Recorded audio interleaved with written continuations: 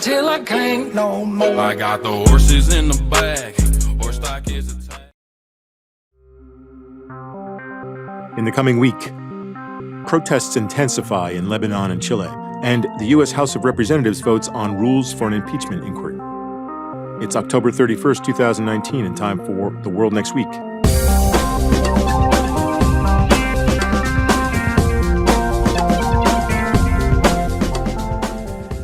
I'm Bob McMahon. And I'm Jim Lindsay.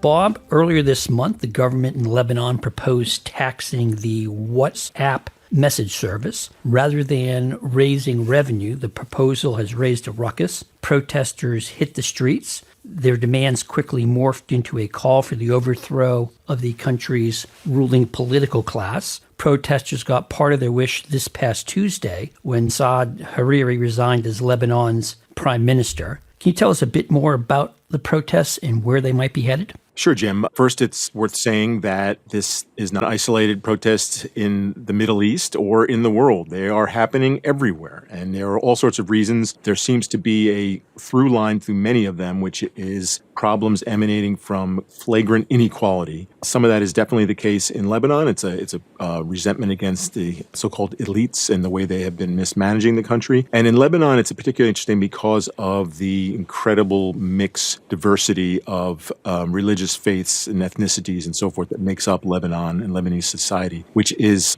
also one of the more curious and interesting democracies to follow in the Middle East. There was one account I read that kind of laid out the scope of problems that the Lebanese are facing and why this WhatsApp tax just sort of was the last straw. By the way, the tax, I think, would have amounted to something like $6 a month. So that amount was enough to sort of tip people over the edge to show these incredible scenes, especially in Beirut, of the large crowds. There was one report I read on the region saying Lebanese people face pressures that include very high unemployment, increasing public debt, crumbling infrastructure, stagflation, there's a term from the U.S. 1970s, a growing currency crisis, environmental catastrophe, and the burden of hosting about 1.5 million Syrian refugees. And by the way, that's roughly 20% of the country's population, if you do the math. So all of this is added up to these demonstrations, which sort of span different religious sects and clans and so forth, and have led to Mr. Hariri stepping down. What's interesting, though, is at the end of the day, when all is said and done, you could still have a government led by Mr. Hariri emerging from this crisis. How does that happen, Bob? It's because of the very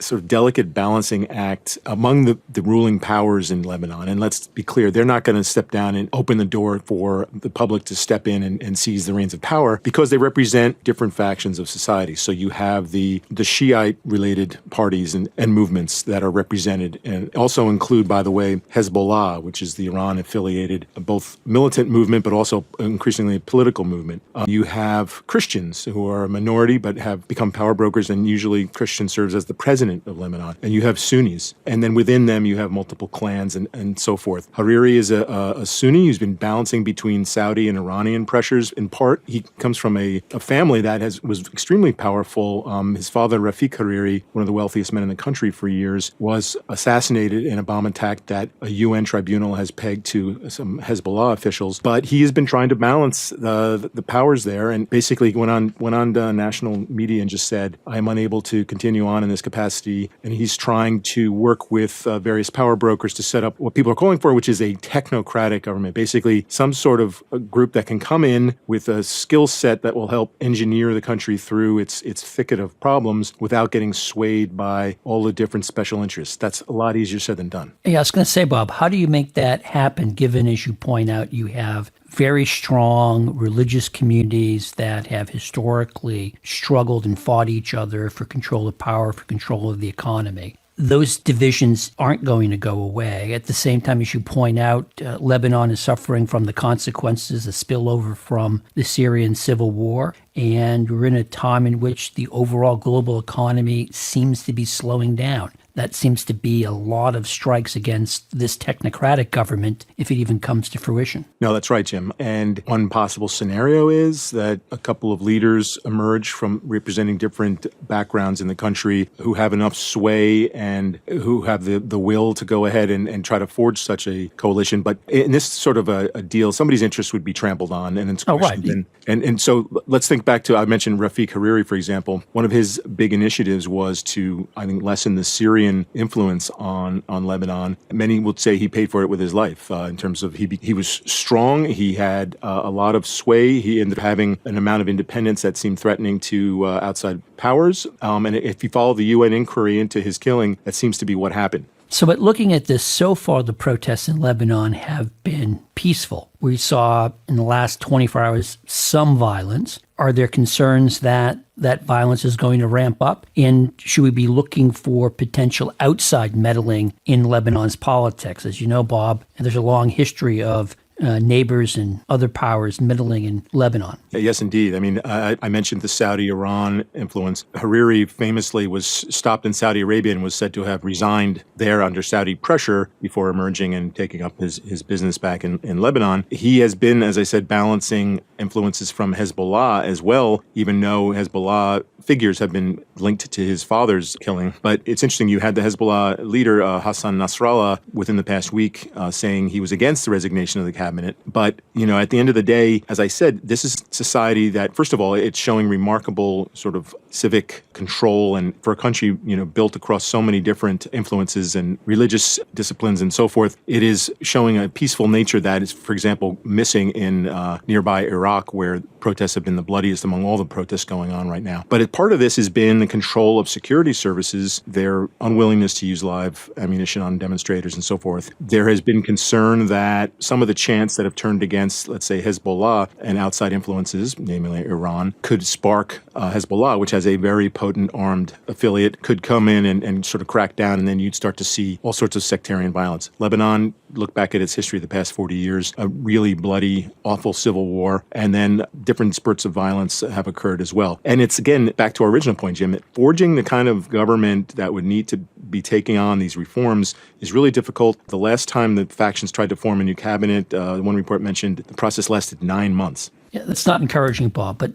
as you noted at the top of the discussion, Lebanon is not the only place we're seeing an outbreak of protests. So let's go somewhere else where protests have made the news this week, and that is Chile. There, the protests erupted over what was roughly a nickel increase in the fare for public transportation. But unlike in Lebanon, the Chilean protests have been chaotic in violence. We've seen looting of stores and supermarkets, something on the order of 22 subway stations have been set on fire, and at last count, at least 19 people have died. Indeed, things have gotten so bad in Chile, which is usually seen as a model of success in Latin America, that the country's center-right president, Sebastián Piñera, declared a state of emergency and has announced that Chile is not going to host the APEC forum and the so-called COP25 environmental summit. So can you fill us in on what's happening in Chile, Bob? Sure, Jim. First, it's worth mentioning that this one probably is the most surprising of all the demonstrations that are going on around the world, partly because, as you said, Jim, Chile has been seen for many years as this paragon of democratic development and sort of the balancing of open market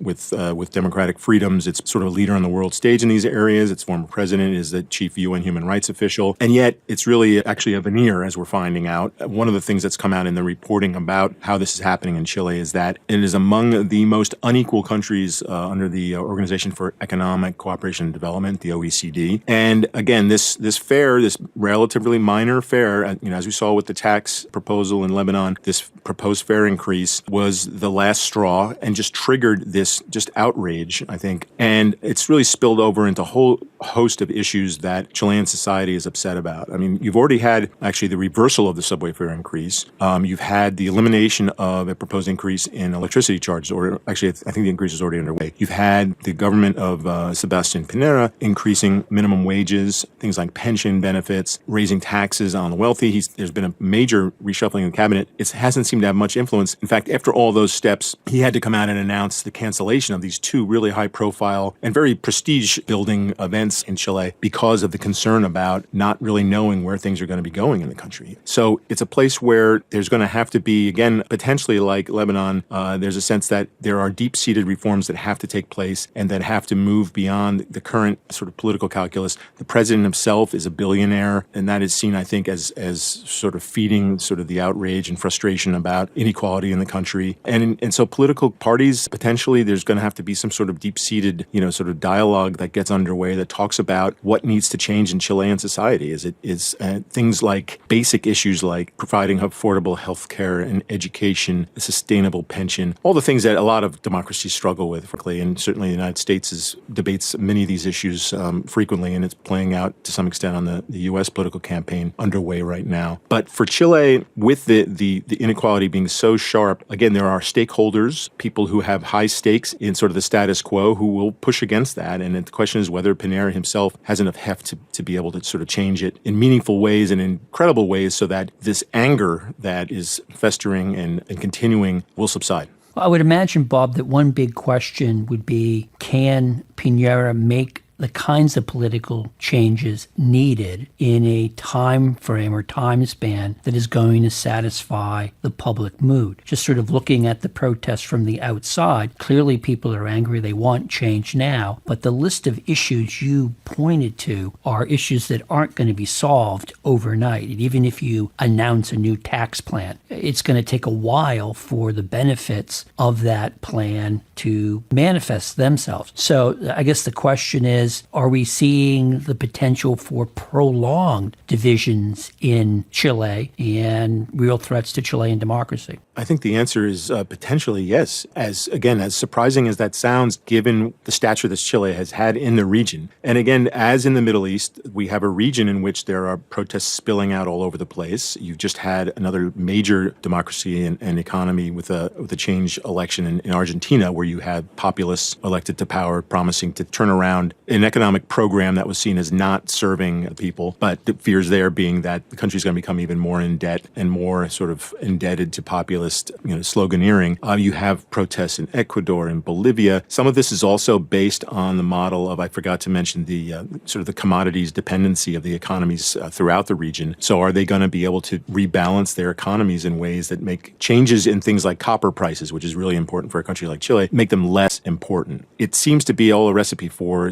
continuing these protests. And, will they have any time to sort of create some sort of clear dialogue on things like constitutional changes? I don't know, Jim. Yeah, Bob, I think you put your finger on a big factor, certainly in Chile and a number of other countries, that is the dependency upon selling commodities. And during boom times, commodity prices go up and you have a growing pie. So even if you have inequality, everybody's better off today than they were yesterday. Politics tends to be a lot more manageable. But in a situation that we have now, with a lot of commodity prices having fallen, in essence going from a boom to a bust, problems that you might have been able to manage before all of a sudden become very, very visible, and it's politically difficult to handle them, in part because the economic conditions are not favorable to making the kind of changes or seeing the positive benefits of changes take place quickly. But one thing I want to actually ask you about is the consequences of the Chilean protests for international summitry. As I mentioned in asking the question, President Piñera has announced 2 weeks ahead of the APEC summit meeting and the COP25 environmental summit that Santiago is not going to host either of them. So where does that go? Or is the APEC summit off? Are we going to reconvene in neighboring Brazil? Any sort of clarity on what's going to happen on the summit front? I have not seen a recent report since that announcement, Jim, that says with any sort of clarity, where this might be happening. I've seen some tweets by President Trump, who's concerned about the ability of the U.S. and China to announce some sort of phase one trade deal. President Trump is tweeting that they're zeroing in on a alternate locale to be able to do that. By the way, those talks themselves are a subject of a lot of question marks right now. However, this is reverberating throughout the Pacific Rim, right? It's APEC.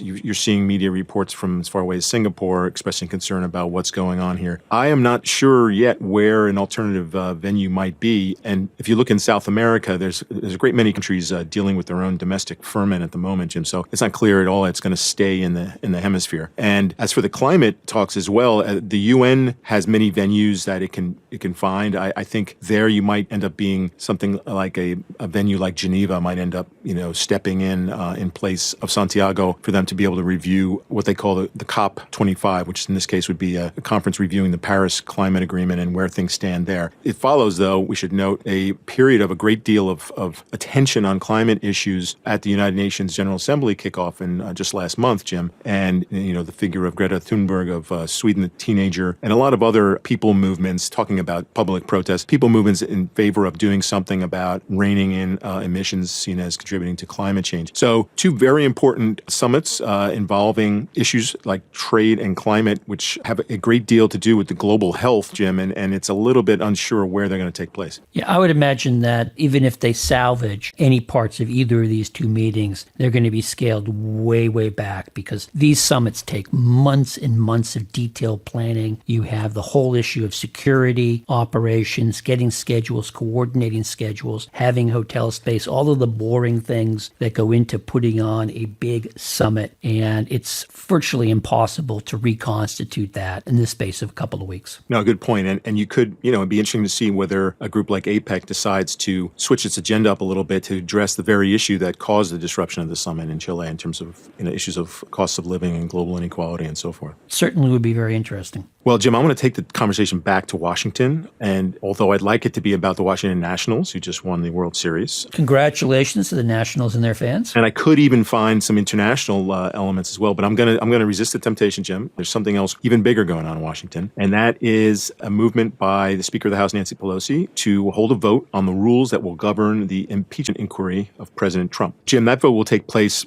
likely half an hour within finishing the taping of this podcast. We are going to speak in terms of a few assumptions, let's say, and some other longer-term issues to put some context around this issue. So, Jim, talk about the significance of this vote as it moves forward. Certainly, Bob, and I think your question set it up properly. This is not a vote to authorize an impeachment inquiry. It is a vote on a resolution that sets out the terms for how the House is going to conduct its inquiry in its public face. So it deals with issues like what the rules are governing the public hearings. It designates that the Intelligence Committee will take the lead on those hearings, that it will prepare a report that will then go to the Judiciary Committee. Other things like the release of the transcripts from the depositions that have been held over the last few weeks in private, and a variety of other issues. Now, the immediate impact of this vote, and again, it looks pretty clear that it's going to pass. I will note that 228 Democrats are already on record favoring an impeachment inquiry. You need just 218 votes for a resolution to pass. And this would be a straight party line vote, we expect, yes? Yeah, Bob, I would anticipate this will be a vote along straight party lines. Republicans have been arguing all along that the impeachment inquiry is illegitimate because there hasn't been a vote to authorize the impeachment. Now, again, this is not technically a vote to authorize the impeachment, but to set the rules of the road for the impeachment inquiry. But even having this vote, I don't think it's going to change Republican attitudes toward the underlying issue of impeachment of the president. Likewise, again, assuming this resolution passes, it's not likely to change the White House behavior. Now, if you noticed on a number of occasions, the White House has said it's not going to cooperate with Congress or with the House on the impeachment inquiry because there hadn't been a vote. But again, I don't think the fact that you're going to get this vote is going to change what's going to transpire in terms of the unwillingness of the White House to provide the information that the House is going to demand.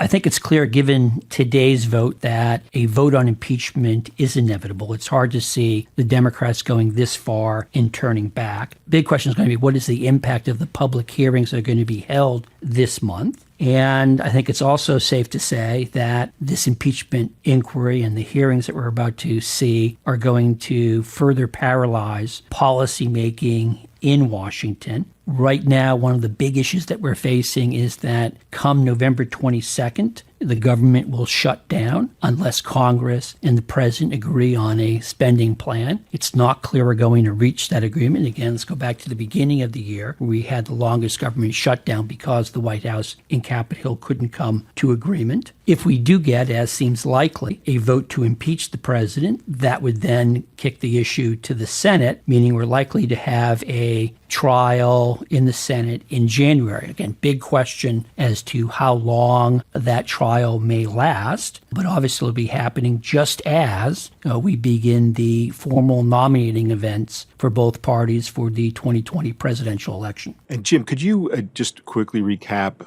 what the central issue is in here, that the House, with all these witnesses they've been calling, and this continues, we may see former National Security Advisor John Bolton appear at some point, according to latest reports. Could you talk a little bit about what's at issue as this moves forward? The core issue here, Bob, is whether President Trump held up U.S. aid for Ukraine, aid that had been approved by the United States Congress, until it was willing to open a political investigation of former Vice President Joe Biden and his son, Hunter Biden. That's what the issue is about. And we've had a stream of witnesses come up to Capitol Hill, and based on what's been leaked about that testimony, it certainly seems that a number of the people who worked for President Trump believe that was the case. We'll find out more when the discussion moves to the public format and we have public hearings, but that's really the crux of the matter. The president insists that there was no quid pro quo, and he points to the transcript that the White House released earlier this month as showing that nothing had happened. What we now know is that transcript was not, contrary to what the president has said, a verbatim transcript. It is a transcript that leaves out or has left out at least some elements of the conversation. In that sense, it was more a summary or a rough transcript than a verbatim transcript. And again, we'll learn a lot more when we go to the public hearing phase of this inquiry. All right, well, let's take a break from the intense politics going on in Washington then and talk about another figure that was making the rounds in Washington. That figure came from our Twitter poll of Figures Week, Abu Bakr al-Baghdadi. I'm pretty sure why the Twitter poll chose him, but Jim, could you talk a bit more about this figure? Happy to, Bob. Obviously, Mr. Baghdadi was the 48-year-old Iraqi who was the head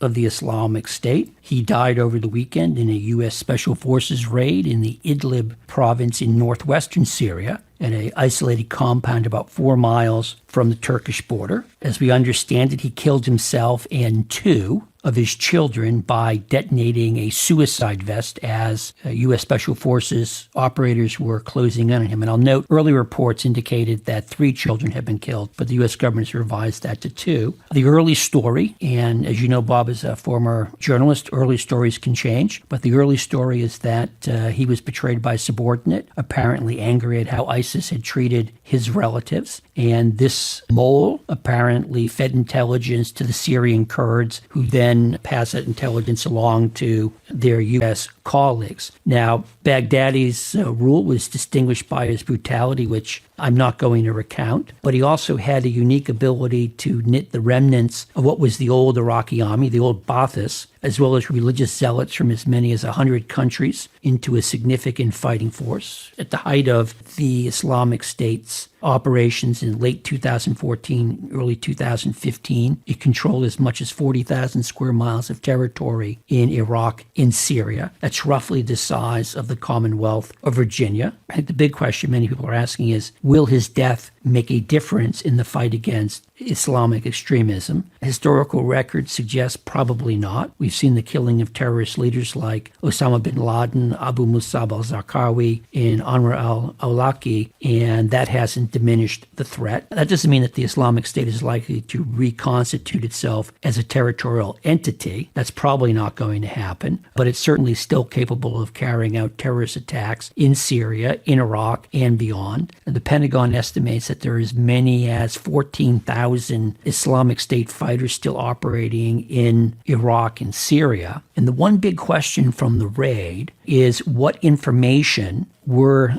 U.S. Special Forces able to find at the Baghdadi compound, and does that provide usable intelligence to break other Islamic State networks? Yeah, that's going to be fascinating to follow. And then it's obviously set off a whole bunch of other discussions about reinforcing the intense debate about the role of U.S. forces in Syria and the value of them being there with Syrian Kurdish allies versus operating more remotely. It now looks like the latest latest numbers we're seeing about the number of U.S. forces on the ground in Syria, albeit in a different location, is close to what we had seen already. We had seen close to 1,000. The latest reports are now that 900 are going to remain, many of them protecting these oil fields in the east so that ISIS-related forces could not benefit from oil revenues. And then, of course, it's a question of, as our colleague Bruce Hoffman has raised, whether groups like al-Qaeda, which is still around, comes in and takes advantage of, say, a vacuum in ISIS leadership to seize the reins of the jihadi movement once again and cause a lot of problems. Well, certainly. And I think critics of President Trump's decision to remove U.S. support for the Syrian Kurds and to talk, at least initially, about pulling out U.S. troops from Syria would point to this operation and say, this is why the United States should be in Syria. Very small commitment in terms of number of troops, but high leverage. That is a big payoff for a relatively small investment, and that by walking away from the Kurds, we're going to make it harder for ourselves to do these sort of operations, going after terrorists who, while they are geographically or physically based in Syria or in Iraq, pose a threat beyond the region. I think we're going to see that debate continue for quite some time. But what about you, Bob? Who or what is your figure of the week? So, Jim, my figure is a number, and I'm going to draw it from the same region in a way, as we'll see. The number is, it's actually a vote, 405-11. That was the bipartisan vote in the U.S. House on a resolution that recognizes the Armenian genocide. This is something that has reportedly, and with a good deal of validity,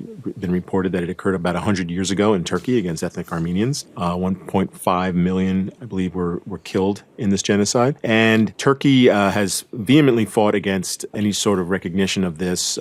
They do not acknowledge it as a genocide and point to a whole other set of developments going on at the time that resulted in some ethnic Armenian deaths. Suffice it to say that the Turkish pushback on this and previous efforts to vote on such a resolution have been successful, but such is the case of the Turkish stature, at least in the House, among both Democrats and Republicans, that they lost a resounding vote on this. It's a very symbolic vote. There's no sign it's going to come up for a vote in the Senate, for example. It's a non-binding resolution, and yet any sort of such votes, especially by a Turkish treaty ally, as is the U.S., are taking very hard, and the response has been very angry. Bob, why have successive Turkish governments fought the designation of the killing of Armenians as a genocide, given that the killings weren't carried out by the government of Turkey, but the predecessor Ottoman Empire? It's a really good question, Jim. I think it deals with Turkishness and Turkish identity. I think it potentially resonates with any Turkish activities that take place up to the present day, let's say against Kurds, who are a large minority in Turkey. And it's seen as a slight against this sort of Turkish nationhood writ large, despite the actual formal beginnings of the modern Turkish state, that they just refuse to acknowledge. There is just, as I said, there's just been a pronounced denial to recognize any sort of campaign like this because they see it as a stain on Turkish people writ large. Jim, how about you? Who or what is your figure of the week? Bob, my figure of the week is a person, and I'm going to go with Boris Johnson, the Prime Minister of Great Britain. He finally got a big win in the House of Commons, but it wasn't a win about pulling the United Kingdom out of the European Union. As you know, today is October 31st. That was supposed to be the deadline for Britain to ditch the EU, even though Prime Minister Johnson said he would rather die in a ditch than ask for the deadline to be extended. That's exactly what he did, and the EU earlier this week granted Britain a 3-month extension until January 31st of 2020. Even so, Johnson may still get the last laugh. His big win came when he got the overwhelming backing of the House of Commons to hold a general election on December 12th. That's 6 weeks from now. It'll be the first December election in Britain in 96 years, and it'll be the fourth time in less than 5 years that British voters have gone to the polls. Now, by all accounts, this vote is a high-stake gamble by Johnson. He's hoping he's going to get a majority of members of Commons elected and committed to his Brexit plan. People who've been following the Brexit saga may remember that his predecessor, Theresa May, made the same calculation back in 2017, and it backfired big time on her as the Conservatives, or Tories, lost seats. Again, I think people following the news coming out of the United Kingdom will note that this is going to be framed as a should we stay or should we go election. That is, are British voters going to vote for essentially Johnson's plan to leave the EU or the Labour Party proposal for a second referendum? And that referendum, as I understand it, is going to give voters a choice between leaving with a sensible deal, whatever that means, or remaining in the European Union. But I would caution people that it's more complicated than that. And I think one real question British voters are going to be asking themselves is, do they want Jeremy Corbyn as prime minister? And one of the very interesting dynamics in British politics right now is that many of the people who oppose Brexit also oppose seeing Jeremy Corbyn become prime minister. And all of this is going to be complicated by the fact that in Great Britain, like in the United States or in Canada, it's a first past the post system. What that means is that none of the parties necessarily need to win a majority of the votes in order to win a majority of the seats. So what that means is people should treat national polls in Great Britain quite cautiously. But again, we're looking at three potential outcomes. One is that Boris Johnson wins, gets his majority. In that case, I think you're going to see Britain leave the United Kingdom. You could also see Jeremy Corbyn win, and that will give us uncertainty because you'll have to have the second referendum. And what that referendum actually says, I think, will be a matter of great contention, and it'll take a long time under British law to actually pull it together. And then finally, there's the possibility that, once again, the British voters disagree among themselves about what to do, and we end up, in essence, perpetuating where we currently are. So again, the Brexit saga really is what seems to be a never-ending saga. Yeah, I think of the term Brexhaustion is definitely showing how overwhelming this issue has become. Jim, I guess we'll circle back in December and January and take stock, but I wouldn't be placing any bets with a British bookie on this. Neither would I, Bob. Well, that's our look at the world next week. Here are some other stories to keep an eye on. The UK takes over presidency of the UN Security Council, and ASEAN leaders hold a summit in Bangkok. Please subscribe to The World Next Week on Apple Podcasts, Spotify, or wherever you get your podcasts. And leave us a review while you're at it. They help us get noticed and improve the show. Please note that opinions expressed in The World Next Week are solely those of the hosts or our guests, not of CFR, which takes no institutional positions. Today's program was produced by Zoe Collis, with senior producer Jeremy Shirley. Special thanks to Anna Shortridge and Caroline Cantus for their assistance. This week, our recording engineers were Anthony LeBarry and Nick Sander. Our theme music is provided by Miguel Herrero and licensed under Creative Commons. This is Jim Lindsay saying goodbye. And this is Bob McMahon saying so long.